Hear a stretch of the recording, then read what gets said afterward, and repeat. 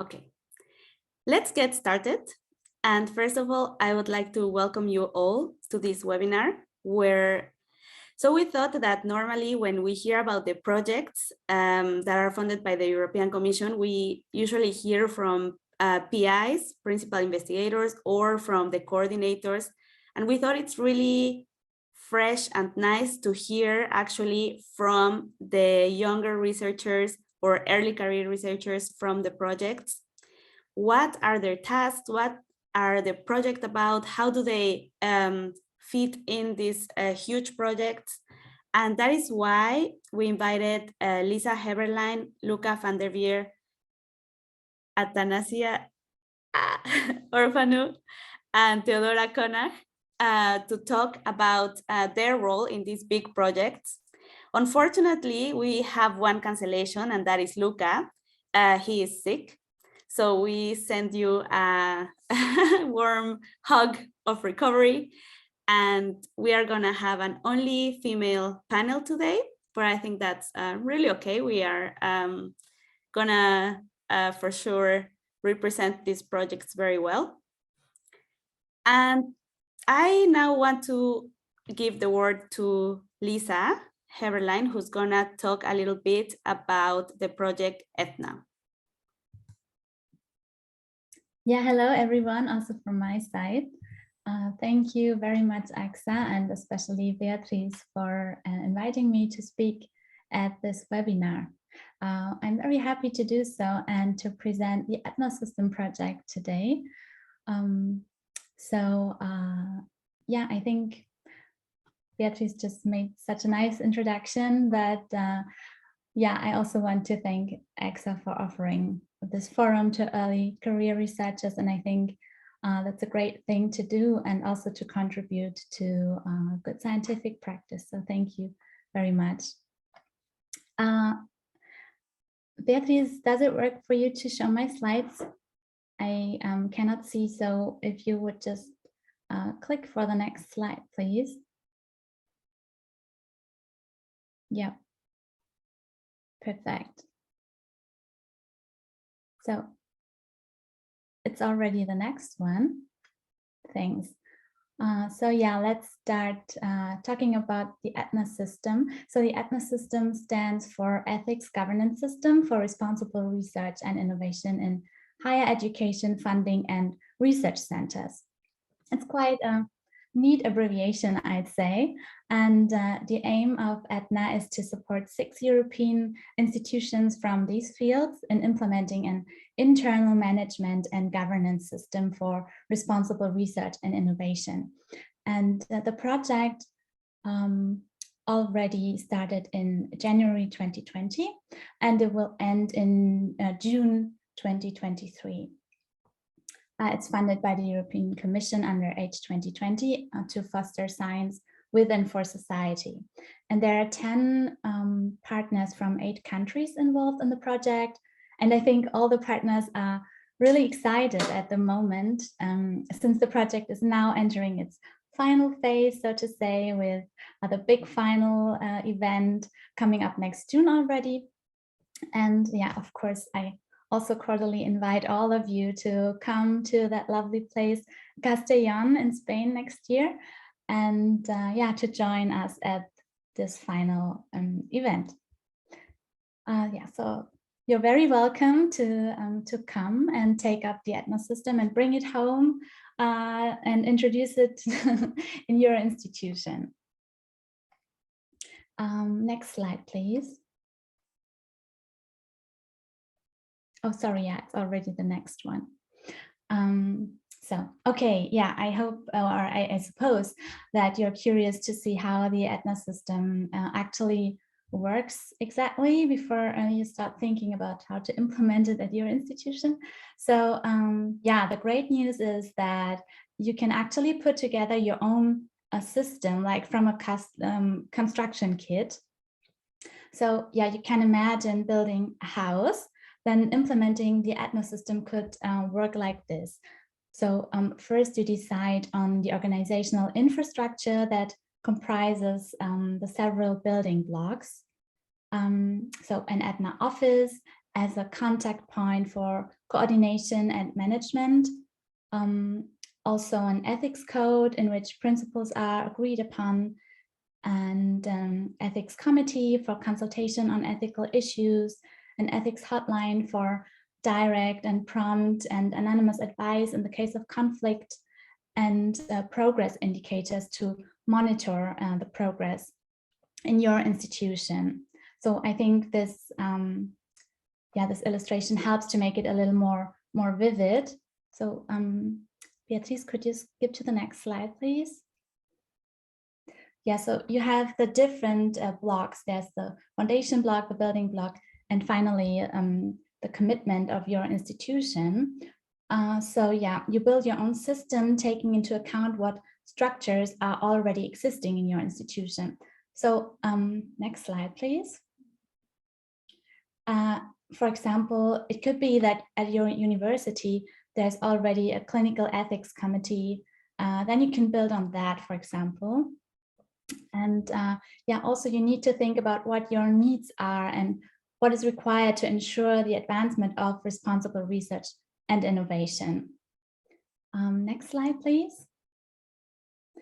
Yeah, you can find detailed information and guidance on how to build your own ETHNA system house, so to speak, of ethical governance in the concept document, which is already available online on the project's website. So this is just it in a nutshell. Next slide, please. So now, who are the implementers in the project?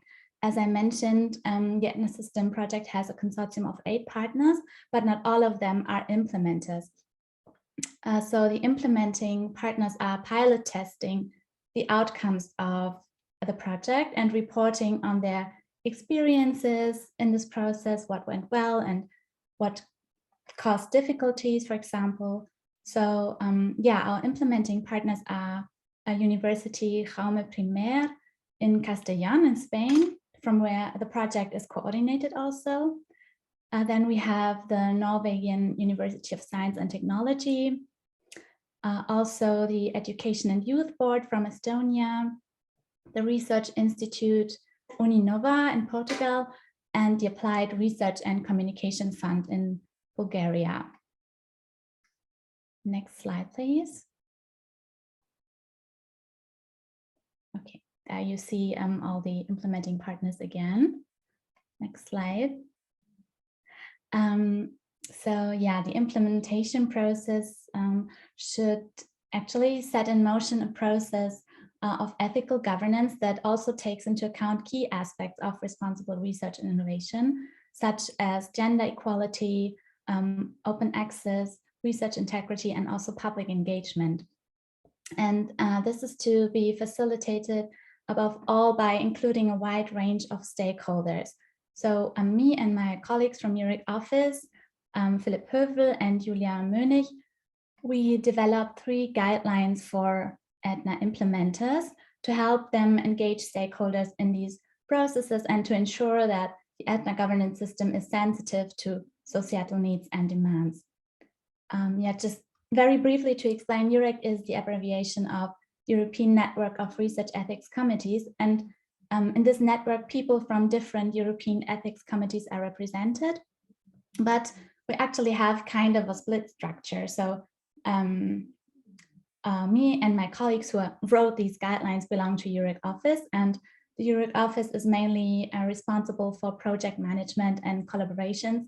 And in these project activities, we also involve the network from time to time. And yeah, to come back to the guidelines. Oops. Yeah, perfect. There it is again. Thank you, Beatrice. Yeah, we first created a guide to get stakeholders on board.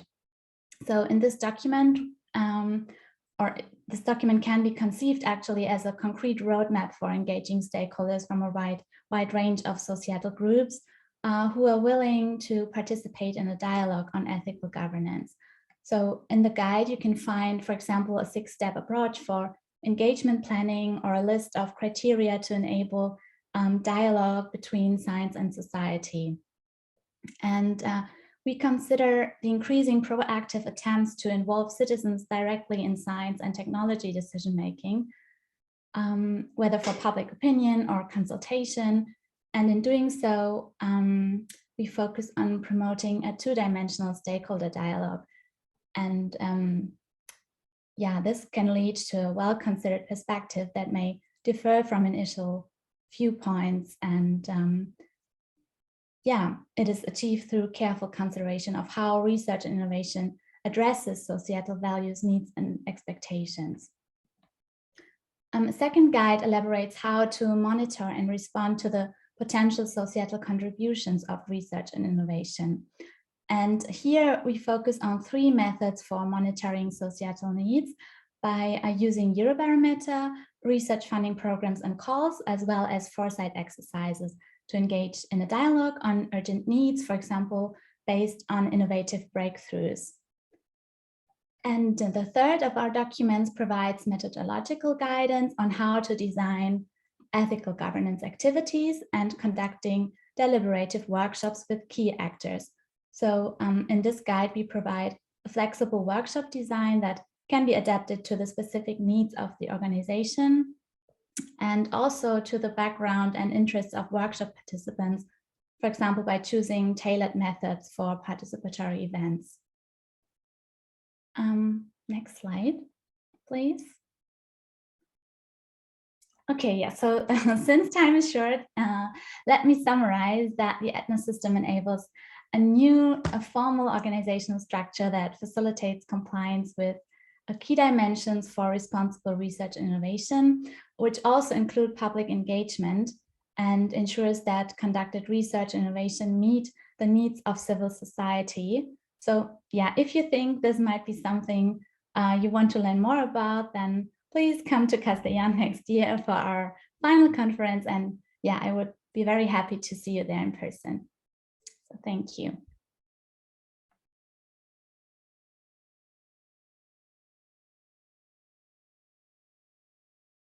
Thank you very much for this very interesting talk and also very clear, I think, this system, how you tell us that it builds like a house, we can really imagine really how it works. I think we can have time for 1 or 2 questions if there are any at this point already.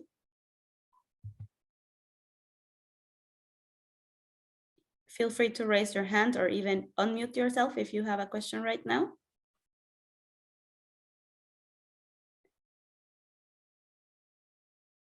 If that's not the case, there will be still time for questions after the rest of the talks. So I'm gonna now, yeah, thank you, Lisa. And I'm gonna welcome now Athanasia Orfanu, who is gonna tell us a little bit about the project COMPAIR and her role in this project.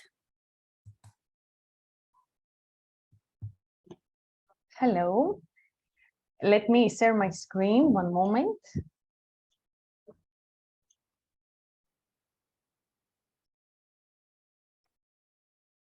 Okay. Can you all see? Perfect, yes. Okay, perfect. So, hello, my name is Athanasia Orfanu, and I'm a PhD candidate in the University of the Aegean in Lesbos in Greece. I have a bachelor degree in physics and a master's degree in global environmental change, management, and technology. Currently, I am working in COMPAIR project, and I would like to start with a few words about the project. COMPAIR is a 3-year project which is funded from the European Union's Horizon 2020, and it is designed to help citizens monitor, understand, and change their environmental impact. Also to help people with no scientific background to use new technologies such as sensors, dynamic dashboards, and augmented reality app, so they can collect data that can measure local air quality.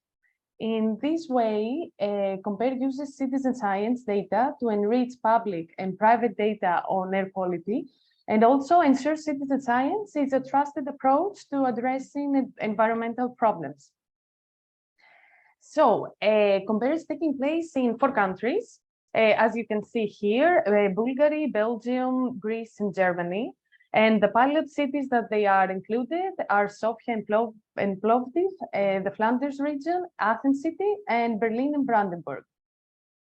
But let me tell you a little bit about my role in the COMPAIR project.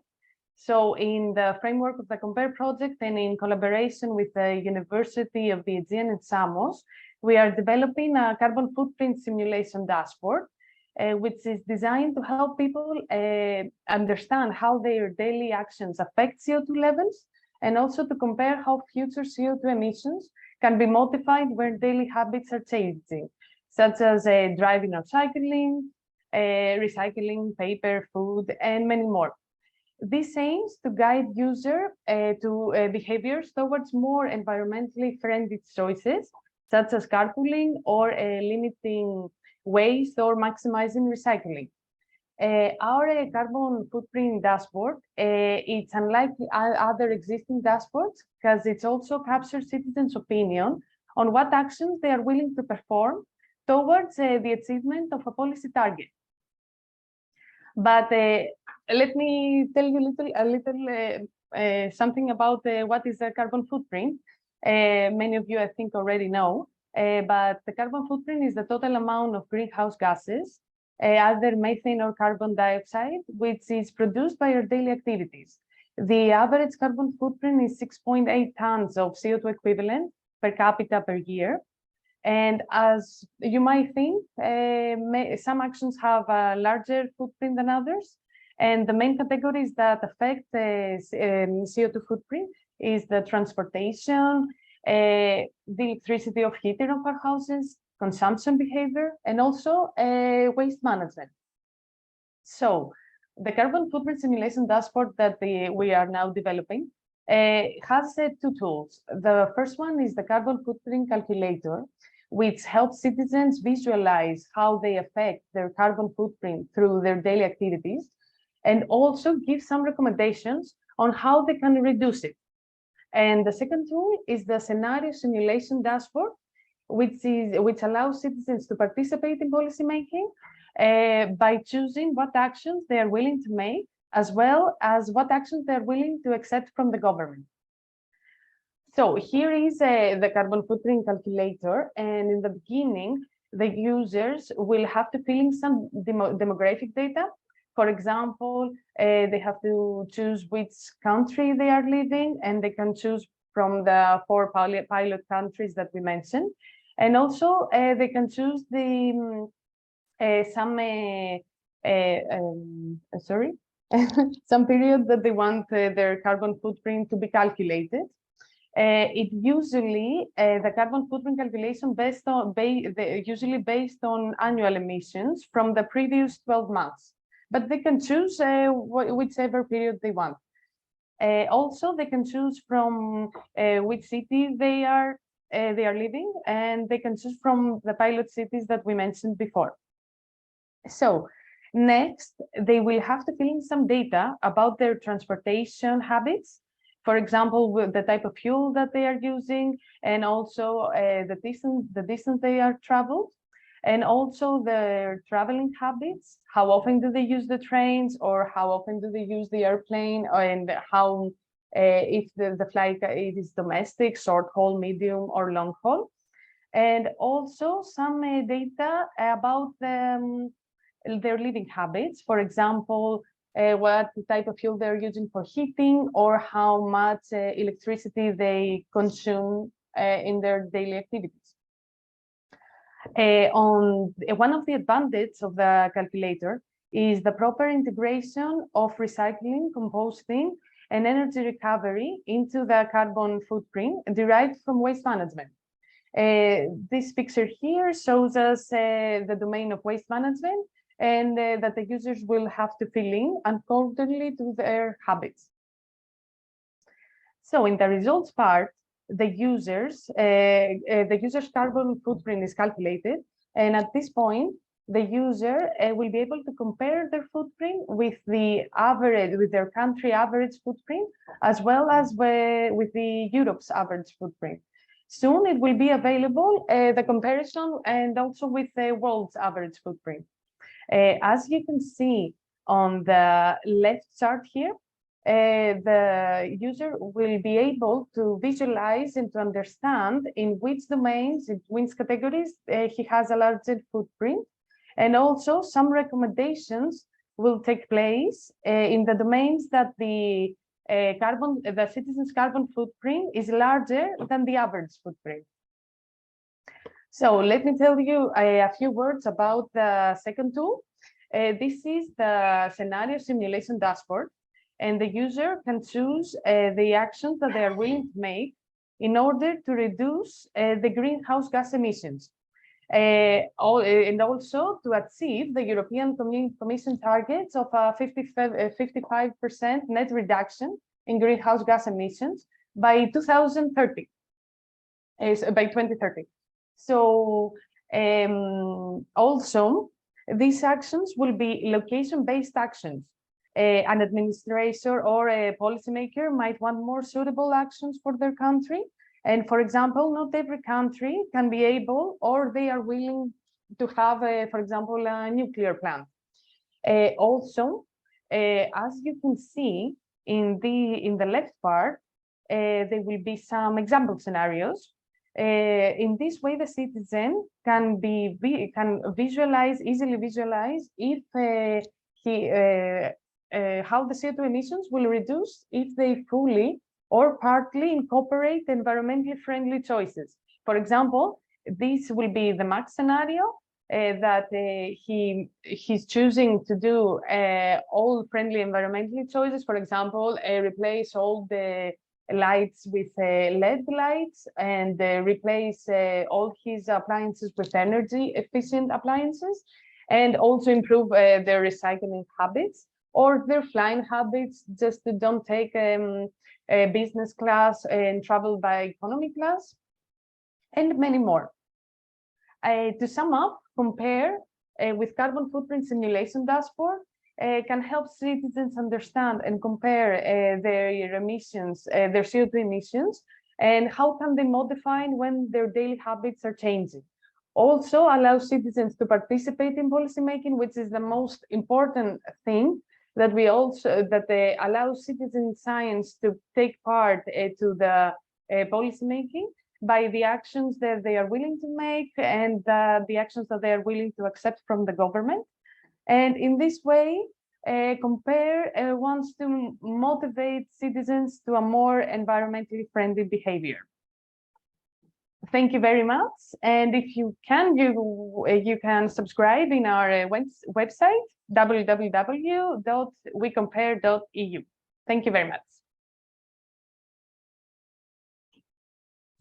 Thank you so much for this nice presentation. You are all keeping very well to the time, so we again have time for 1 or 2 questions before the next speaker. If anyone wants to go ahead and ask something right now.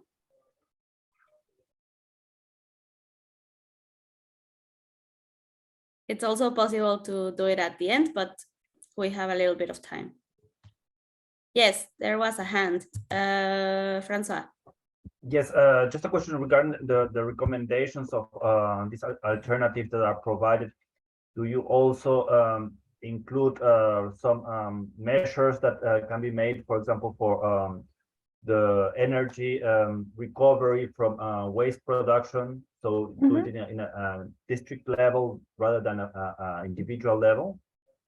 Yes, it's going to be in the simulation dashboard in the second tool, that they're going to be the government actions and the waste management that they will, and also the citizens can choose which actions they're willing to accept from the government regarding waste management solutions. Thank you. Thank you. So I would say we continue now with our next presentation.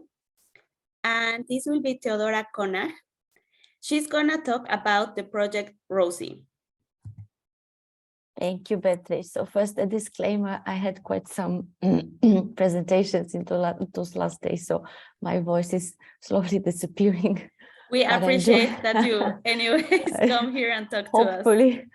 hopefully I will manage still to present and to talk today. But if not, I'm also very happy that actually in ROSiE project, both with Beatrice and Lisa and Francois and Tom, who's also here, I think, we all cooperate. So if something really bad's happening to my voice, that I think I am confident that I can still ask you as our partners to cooperate and help me.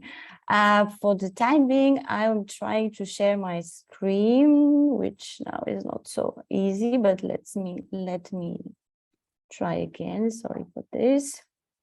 ROSiE project, maybe I will just start to, now it should work. ROSiE project is also, of course, Horizon 2020 project founded by the EU Commission, a 3 years project, and we are going to work together till March, or actually end of February 2024. So it's a work in progress. My name is Theodora Conner. I'm a researcher based at the Austrian Agency for Research Integrity, and which might be a little bit unusual, although I am a early career researcher, hopefully getting my PhD in next month.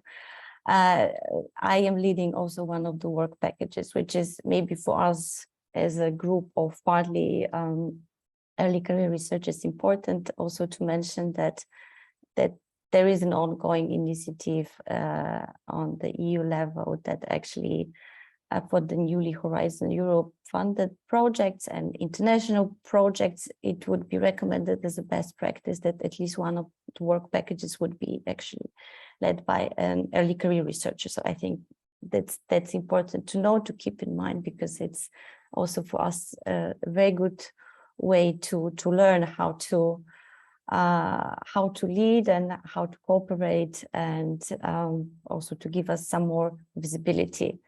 ROSiE, it stands for Responsible Open Science in Europe. So of course, our main topic is open science. We all know that open science is maybe not a very new concept, however, still how to define it, well, it's challenging. And here we see there are quite some definitions offered by UNESCO, by the European Commission, in the scholarly literature, also in other projects. However, they are mostly listing disciplines, fields they relate to open science. So what is our perspective within ROSiE? Of course, we want to zoom in and to investigate what is actually the connection between research integrity and research ethics within the open science framework. So here there are only a couple of questions that our project partners and also specifically designated work packages are trying to analyze. So first of all, of course, how to ensure, how to foster, how to strengthen research integrity and research ethics within the open science framework. And then we have the authorship and the ownership questions related mostly to the open access. We also have the infrastructure, which is a big challenge. And we know that also, especially from a global perspective, that's not very easy to describe and to analyze, as there is always a question of availability of the resources and the money. And then privacy security, a big issue, especially nowadays.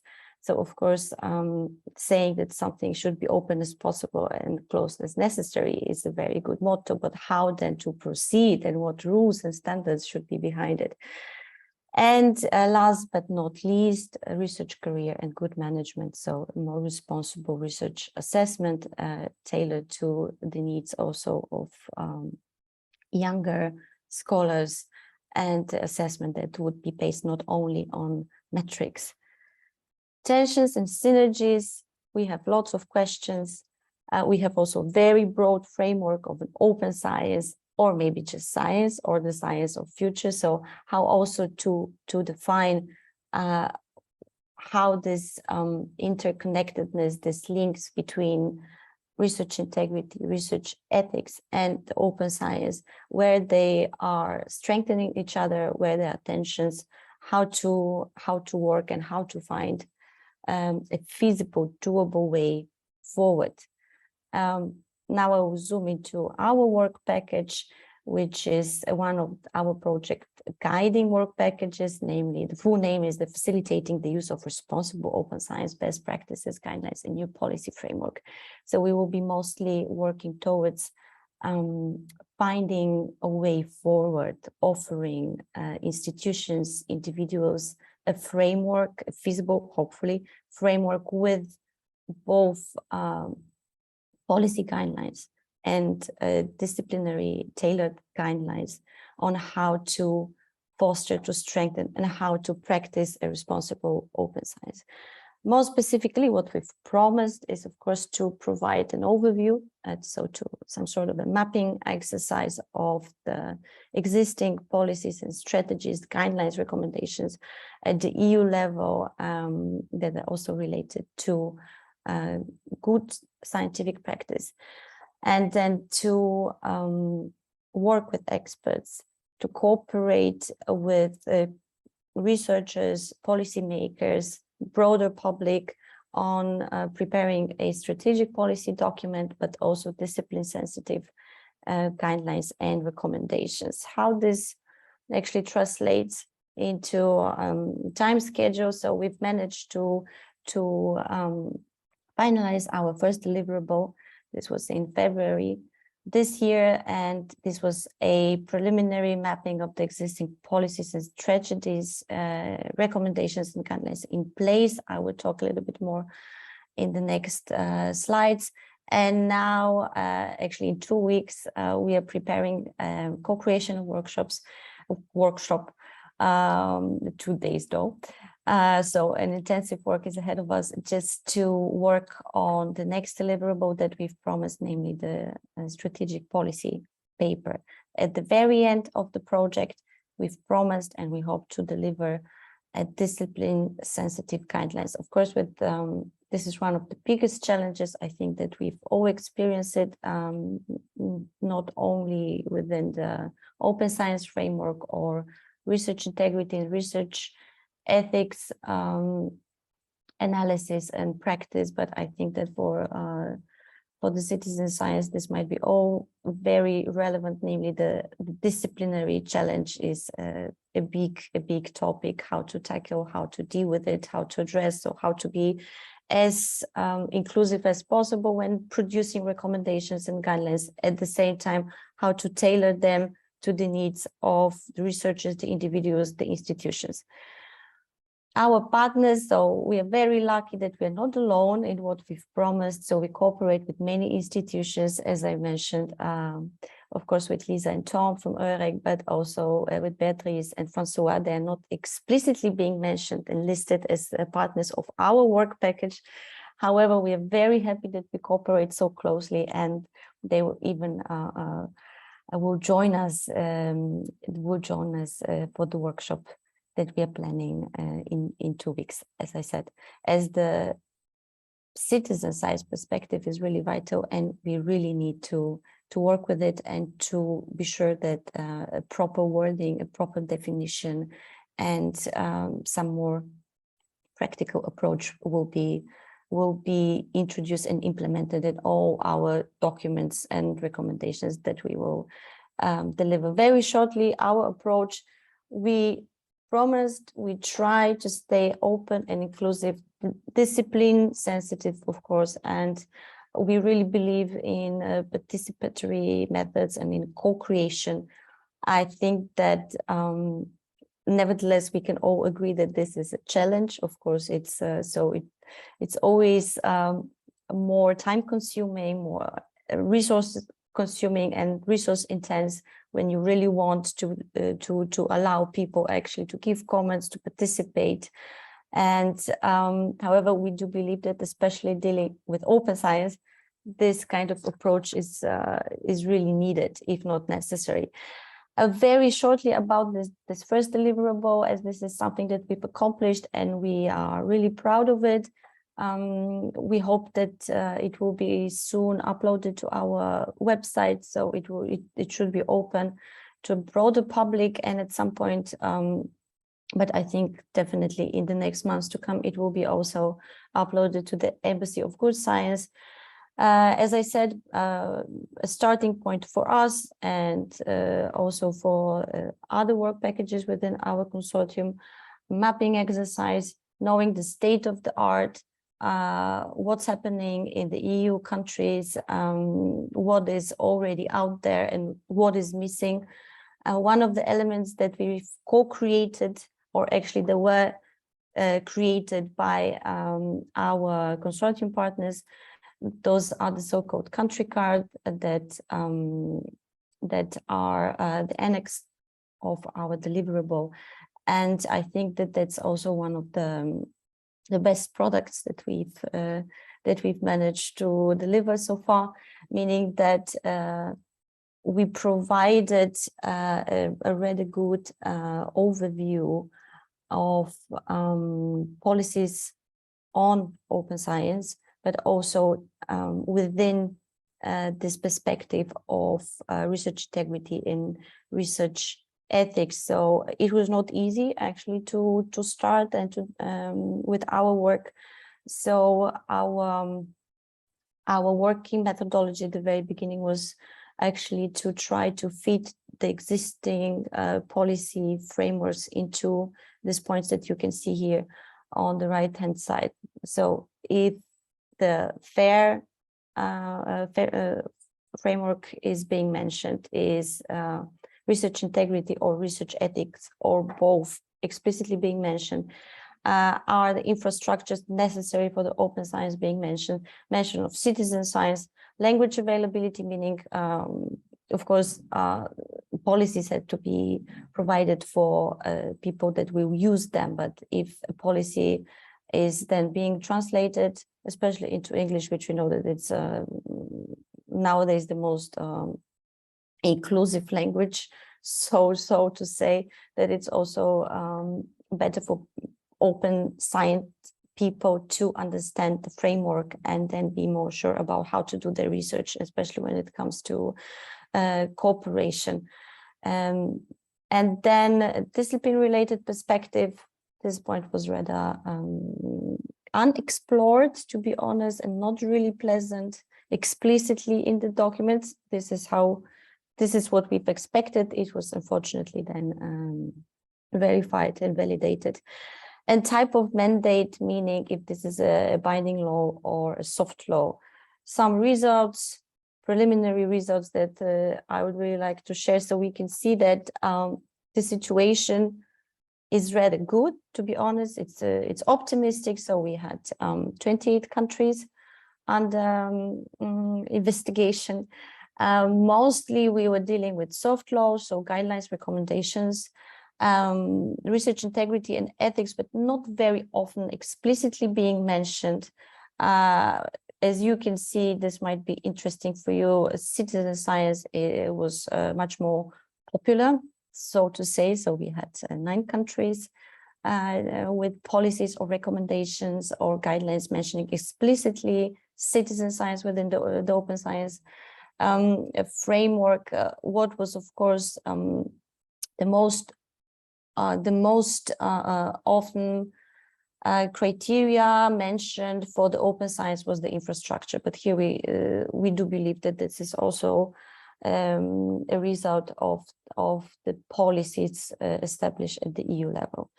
Thank you so much. I hope that first I managed to talk, so thank you for listening to my voice today, and very much looking forward to our cooperation. And I hope that maybe some new partners, new people will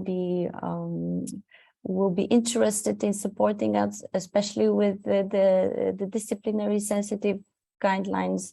We have here also Tom and Lisa, who are responsible for the stakeholders engagement. So it's really, we have a great team, and we hope to also be able to really engage with the community. Thank you so much. Thank you, Teodora. This was again, really interesting. I think we have today a really nice example of a few projects, some that are really hands-on citizen science and some others that are maybe producing things that are useful for citizen science. But either way, very, very interesting. Thank you very much. And now I'm gonna, I guess, invite everyone to ask questions to our three speakers. Yes, Vildana. Hi, everyone. I have two screens, so I don't know where to look. So I'm very new PhD student at Malmö University, and I'm very interested in, citizen science and co-creation that Theodora mentioned several times. So that's why I'm here today. I wanted to hear what you're doing and learn more, yeah? And I was wondering, Theodora, you mentioned that you're going to have a workshop. That workshop, will it be open for other participants to be there? Someone like me, for example? Hi, Vildana. Thank you very much for this question. As we are planning it right now, this will be the very first drafting exercise. So I think that this one is planned and designed as a workshop exclusively for the core drafting group, so not even all our partners within the consortium, and also for the rather limited core drafting group from the stakeholder forum. However, this is just the first step. So my main recommendation would be really stay tuned. We can then share the emails, and then we are, of course, planning a broader stakeholders consultations, but just to be honest, with the first drafting, from my experience, at least, it's always a little bit better to have a smaller group who's just really working on the text, and then allow people to comment and be really involved in the, not even finalizing, because I think that at least a couple of versions will have to be produced. I think that that's the beauty of the co-creation. But as I said, it's a very time and resource intense process. So that's great that you would like to join us, and please just Beatrice, then you can just support us in exchanging the emails. It will be great to work with you too. Thank you. Yeah, I'm just interested in learning more and reading a lot. So just if you have any recommendations on, where I can learn more about co-creation, I would really appreciate it. Absolutely. We can just exchange emails afterwards. Yeah. Thanks very much. Thank you. Wonderful. Are there any more questions?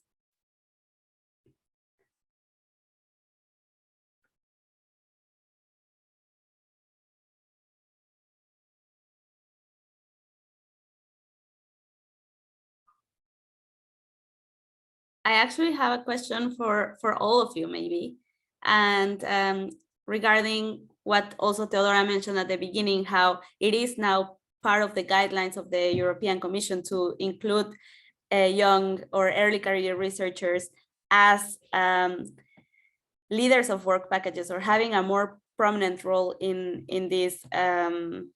this kind of project. So have you experienced that this is actually the case? Like Theodora already said, yes, in her project, she is the leader of a work package. And what about COMPAIR and ETHNA? I can start if Lisa don't mind, doesn't mind.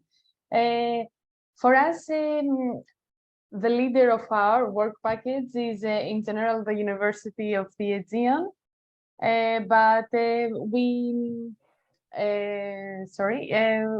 we have the main development.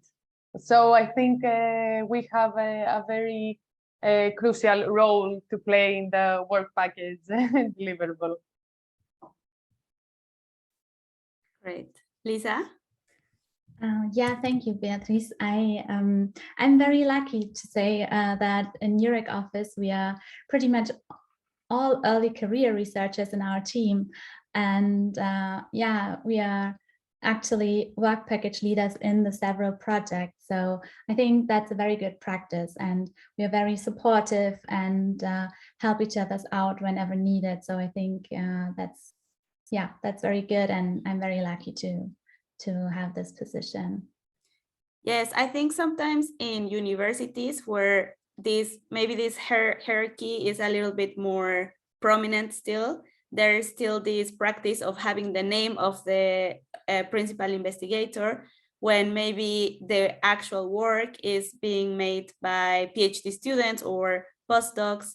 However, it's really nice to hear that this is changing, at least in some cases, and that's why I thought it's really nice to invite you, especially because I have the pleasure of working with the three of you and also with Luca.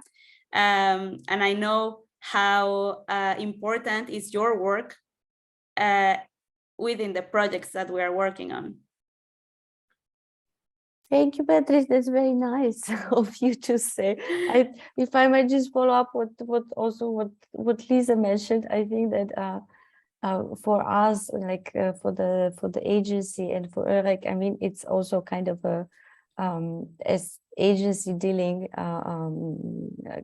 directly with research ethics and respectively research integrity. That's really important also to set a good example, right? How to work with the early career researchers and how to involve them and how to give them more visibility and then to promote their work. So I think that's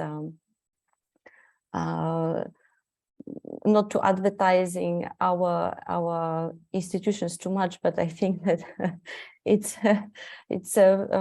we are so far mostly exceptions, unfortunately, but let's hope that this good trend will continue and will grow. Yes, agreed. Do we have more questions from people in the room, maybe regarding the project or personal experiences? Yes, thank you for being here, Vildana.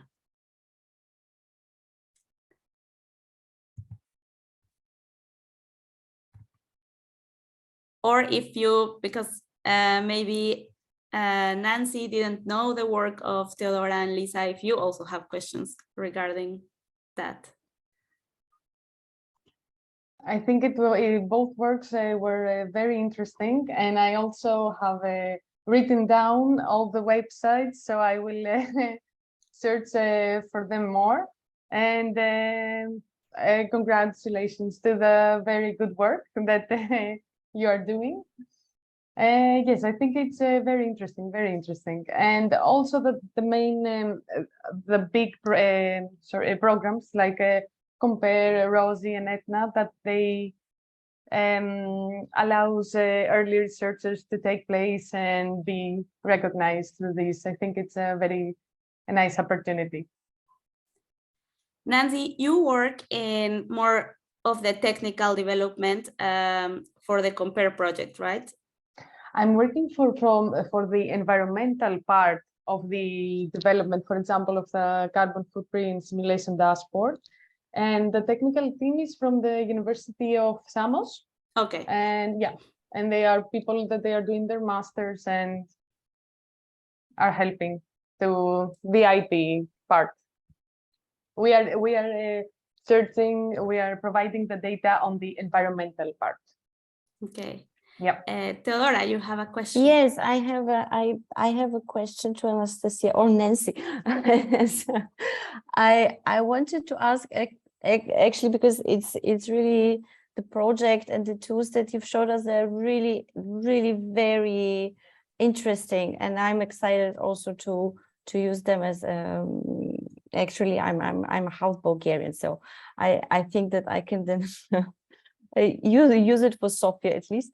I wanted to ask, with how about the sustainability of these tools? Because for us in many projects, that's one of that's a rather big challenge, meaning we're creating all kind of knowledge bases, toolboxes, and then at some point, of course, when the project ends, they're gone, right? There is no money left, and we don't really have time nor possibility to work and to just promote them or update them. So I was thinking how it is, for example, within your work. Do you have some I don't know, like a roadmap for it, or maybe some additional funding or resources? I mean, do you plan somehow the sustainability of the tools that you've created within the project? I mean, for now we are in year 1. So okay, so it's yes, so still early to work in progress. Yes. Yes, we are working in the development of things Okay. now. Yes, so but we have 2 more years, so we anticipate and we are going to involve the actual tools more. And this is, for example, the first part, that the carbon footprint simulation dashboard will take place, and we are hoping that it's the final form in 2 years. It's going to be more advanced also, and we are trying for the people to be engaged and also come back to the our website and calculate again their footprint if they have already changed some behaviors, and just to also see. That's why I didn't mention, but they can keep also history of track of their history of their carbon footprint, so they can actually see if they change if their carbon footprint is already changed from the implementation of the actions that they are doing. Thank you. That sounds really fantastic, I have to say. I will do it right now. The carbon footprint calculator is not yet on functional, fully functional, but when it is, I will provide you with the link, and I will I would really be glad to hearing your feedback. I'm gonna take this opportunity to remind people that they can subscribe to the ETHNA newsletter. I think COMPAIR also has a newsletter. I don't know about ETHNA and ROSiE. Yeah, there's also an ETHNA newsletter. So if you go to the project website, you can find it there and just subscribe there. Because I think it's really important that we get this information when the tools are ready, or when the packages that you both talked about, Theodora and Lisa, that we have access to this. And so definitely subscribe to the newsletters. I think when I upload this to YouTube, I'm gonna put the links below so everyone can just click on them. Do we have more questions from the audience right now?